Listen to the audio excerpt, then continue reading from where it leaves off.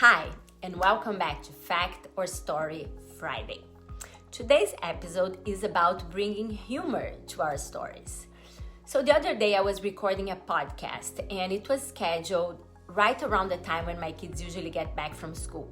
So in the morning I warned them, I asked them not to get in the office, not to make any noises, and I even put around the house some quiet signs.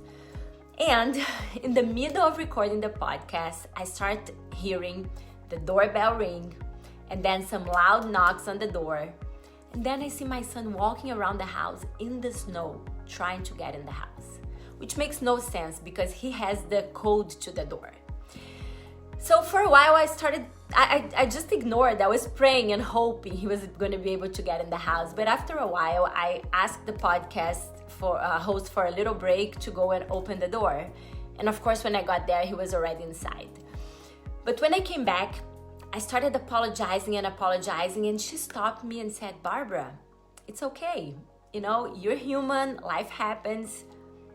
And that's when I caught myself and started laughing. I was in a podcast talking about fact or story, and I totally got immersed in my own story. The fact was I had prepared, I had taken all the measures to avoid the distractions, and life still happened.